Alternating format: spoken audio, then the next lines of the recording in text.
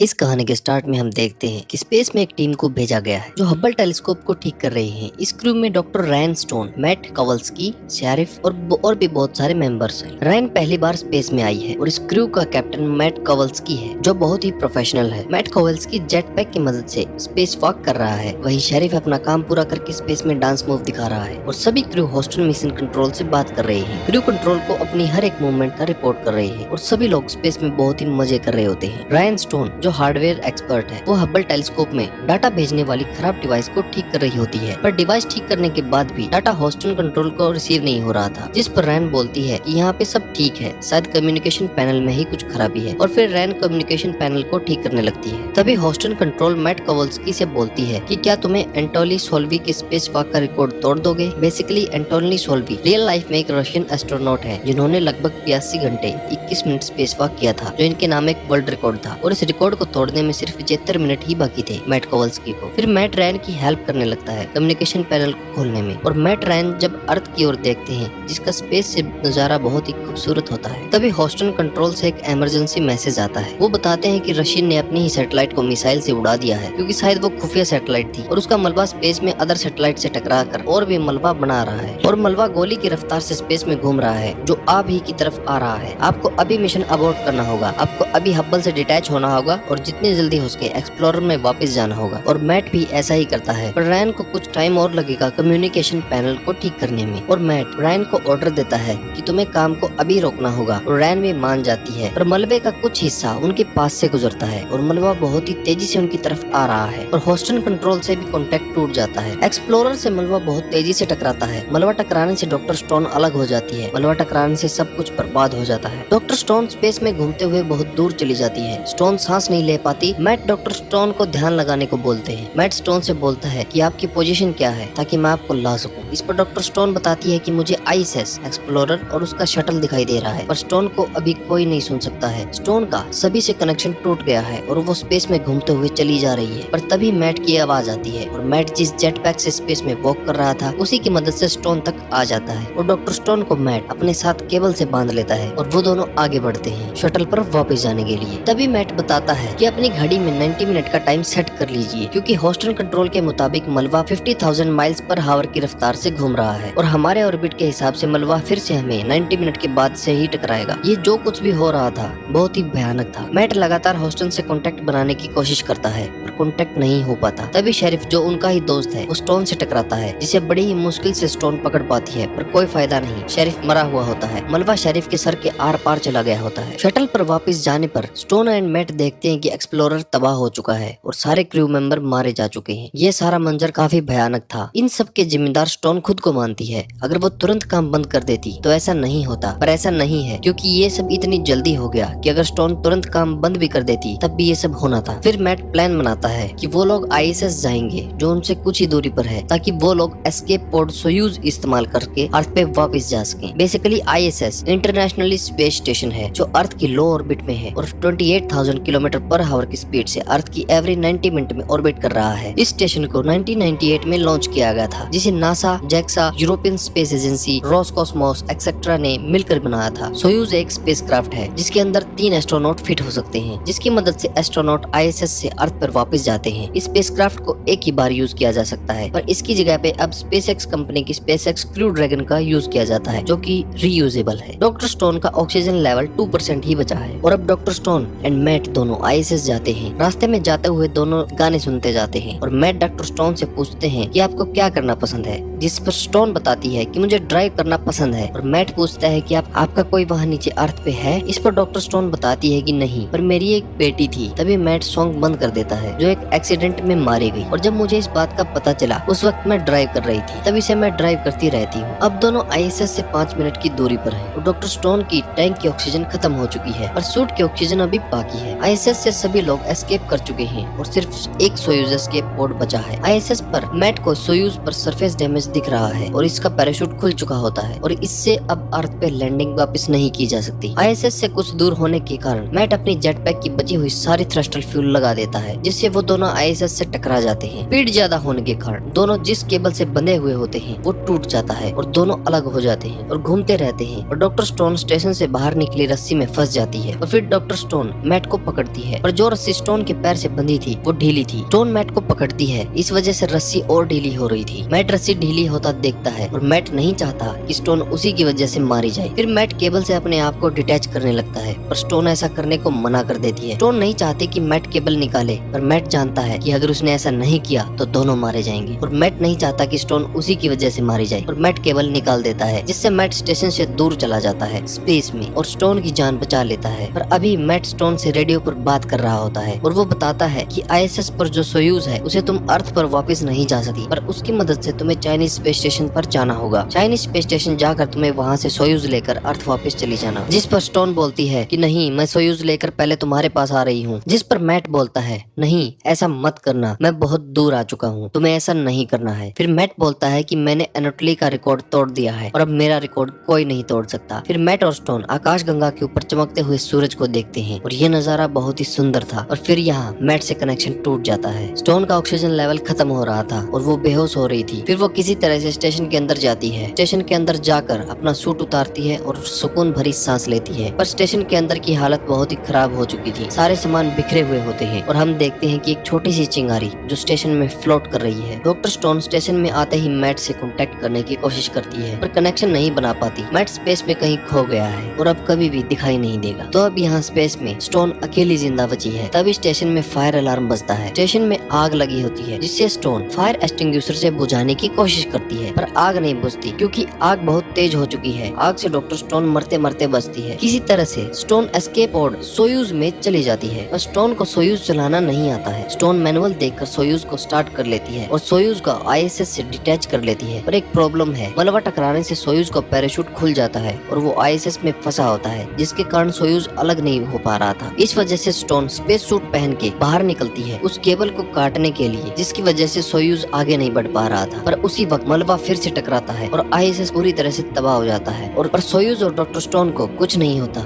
ये मंजर काफी डरावना था। फिर स्टोन चाइनीज स्पेस स्टेशन जाने के लिए सोयूज का इंजन स्टार्ट करती है, पर फ्यूल खत्म होने के कारण स्टार्ट नहीं हो पाता, जिससे स्टोन उदास हो जाती है और हॉस्टन से कनेक्ट करने की कोशिश करती है। हॉस्टन से कनेक्ट तो नहीं हो पाता, पर अर्थ से एक रेडियो पर किसी एनी क्याग नाम के आदमी की आवाज आती है जो अपने डॉग्स के साथ खेल रहा होता है। ये आवाज सुनकर डॉक्टर स्टोन बहुत खुश होती है। स्टोन ये सोचकर कि मैं मरने वाली हूँ रोने लगती है। उसके पास कोई भी उम्मीद नहीं बची थी। अब वो स्पेस में अकेली फंस चुकी है, जिसकी कोई मदद करने वाला नहीं है, और स्टोन फ्रस्ट्रेट होकर सारे सिस्टम्स को बंद करके सो जाती है। तब स्टोन देखती है कि मैट किसी तरह से जिंदा सरवाइव करके वहाँ आ गया है, और मैट आते ही बोलता है कि हमें चाइनीज स्टेशन जाना होगा। इस पर स्टोन बताती है कि कोई फायदा नहीं, फ्यूल खत्म हो चुका है और मैंने सब कुछ ट्राई कर लिया। मैट बोलता है कि क्या तुमने सॉफ्ट लैंडिंग जेट्स ट्राई किए? इस पर स्टोन बोलती है कि वो लैंडिंग के लिए है। मैट बताता है कि लैंडिंग और लॉन्चिंग एक ही बात है, पर स्टोन पूरी तरह से डिप्रेस्ड हो चुकी है, जो मैट को साफ दिखाई दे रहा है। और मैट स्टोन को मोटिवेट करता है, जीने की उम्मीद बताता है, पर स्टोन अपनी आंखें बंद कर लेती है। आंखें खोलने पर स्टोन देखती है कि यहाँ कोई नहीं है। एक्चुअली स्टोन सपना देख रही होती है। डॉक्टर स्टोन उठते ही सारे सिस्टम चालू करती है और अपने आप को हिम्मत देकर सोयूज को लॉन्च नहीं लैंड कराती है। लैंडिंग में सोयूज कैप्सूल अलग हो जाता है सोयूज रॉकेट से। डॉक्टर स्टोन जैसे ही लैंड करती है वो चाइनीज स्पेस स्टेशन के करीब आ जाती है, जो अर्थ के एटमॉस्फेयर में जा रहा है। डॉक्टर स्टोन को अपना कैप्सूल छोड़ना पड़ता है, क्योंकि जिस कैप्सूल में वो है उसमें पैराशूट नहीं है, और पैराशूट के बिना वो अर्थ पे लैंड नहीं कर सकती। इस वजह से डॉक्टर स्टोन एक फायर एक्सटिंग्विशर लेकर अपना कैप्सूल से बाहर आ जाती है, ताकि वो चाइनीज स्टेशन पे जा सके। Fire extinguisher thrust force provide करता है, जिसकी मदद से डॉक्टर स्टोन किसी भी डायरेक्शन में मूव कर सकती है, और वो बड़ी ही मुश्किल से चाइनीज स्टेशन की सोयूज में चली जाती है। पर यहाँ पर सारे इंस्ट्रक्शन चाइनीज में लिखे होते हैं, पर किसी तरह से चाइनीज स्टेशन के सोयूज को अलग कर लेती है। सोयूज अर्थ के एटमॉस्फेयर में एंट्री करते ही जलने लगता है। तभी स्टोन बोलती है कि मेरे पास दो ऑप्शन है, या तो मैं सही सलामत नीचे पहुँच जाऊंगी और ये कहानी पूरी दुनिया को सुनाऊंगी, या फिर 10 मिनट में जल के खाक हो जाऊंगी। पर कुछ भी हो, मुझे किसी से कोई शिकायत नहीं है। और फिर सोयूज बादलों में पहुंच जाता है। फिर पैराशूट खुलता है, कैप्सूल पानी में लैंड करता है, पर अभी भी स्टोन की मुश्किलें कम नहीं हुई थी। पानी कैप्सूल में भरने के कारण वो बाहर नहीं आ पाती। फिर किसी तरह से बाहर आती है, पर सूट पहने रहने के कारण वो भारी हो जाती है और तैर नहीं पा रही थी। जल्दी से सूट निकाल कर स्टोन पानी से बाहर आती है और एक सुकून भरी सांस लेती है। फिर वो किनारे पर आकर थैंक यू बोलती है और अपने कदम लड़खड़ाते हुए जमीन पर रखती है, क्योंकि वो अभी स्पेस से आई है तो सही से चल नहीं सकती। जमीन को देखकर डॉक्टर स्टोन बहुत ही खुश होती है। तभी वो आसमान में देखती है जहाँ स्टेशन का मलबा जलते हुए अर्थ पे आ रहा था, और ये मूवी यहीं खत्म हो जाती। तो ऐसे ही और मजेदार कहानियाँ देखने के लिए सब्सक्राइब कीजिए हमारे चैनल पॉपकॉर्न टीवी और बेल नोटिफिकेशन को भी ऑन कर दीजिए। और तब तक के लिए मिलते हैं नेक्स्ट वीडियो में। Bye bye.